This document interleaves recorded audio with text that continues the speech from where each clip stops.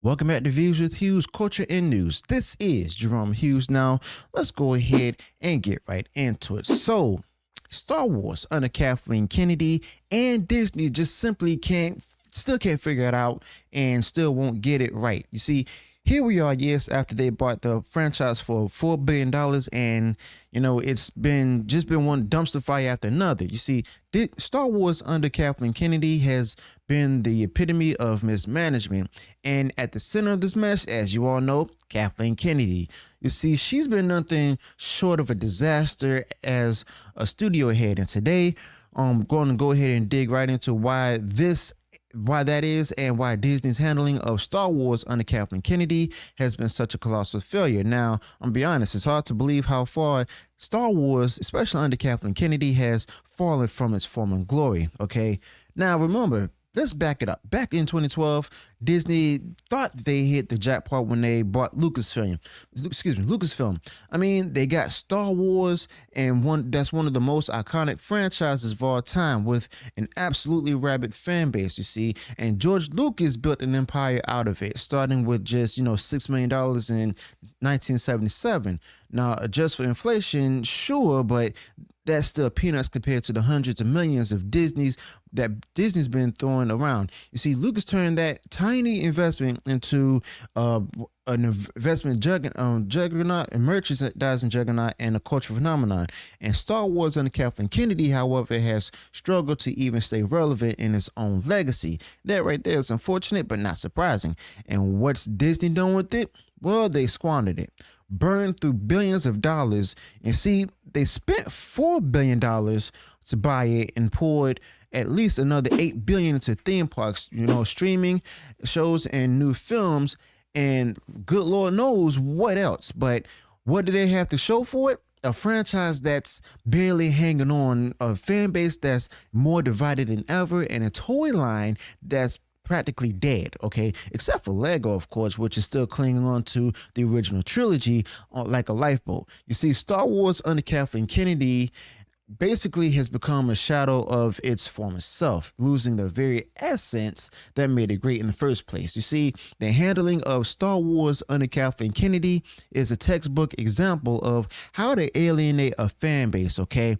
And that's something that every company should learn not to do. Now, yes, the Force Awakens made a lot of money, but it wasn't, it was just a rehash of A New Hope, basically. And then we got The Last Jedi, which divided the fans so badly that it's still being debated today.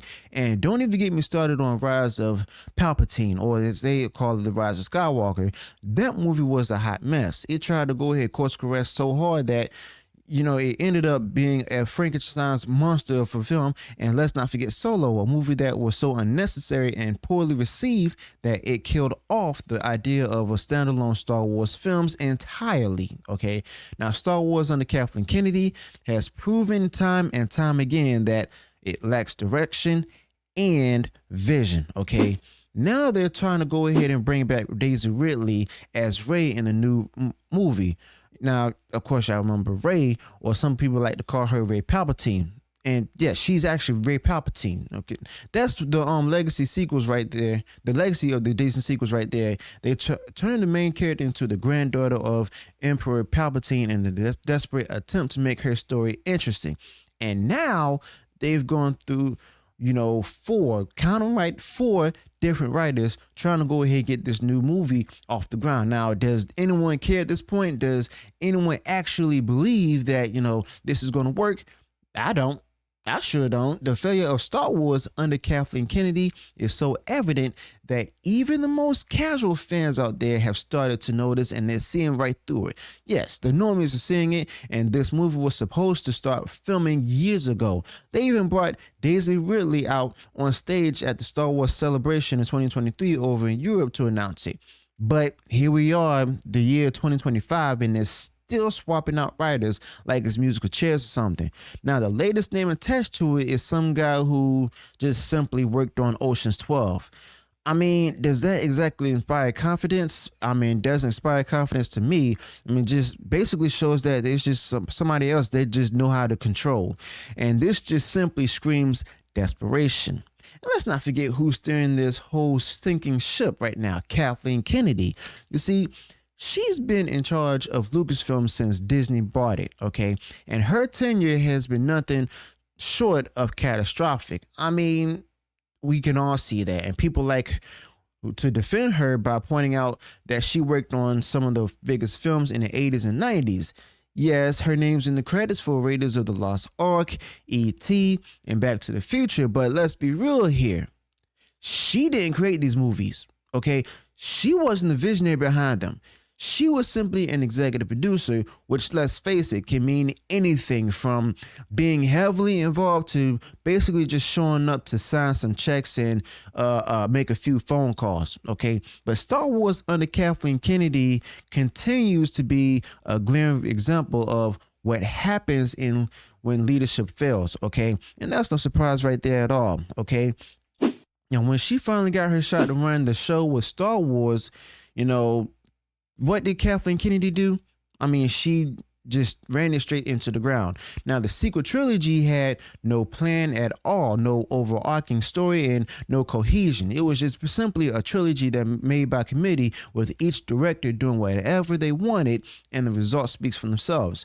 Now, the fans hated it. You see, the critics were lukewarm, and the box office returns kept dropping with each film, okay? But it's not just about the movies, the merchandise even tanked as well. You see, Star Wars under Kathleen Kennedy used to be a gold mine for toys and collectibles. Kids and even adults alike couldn't even get enough of it.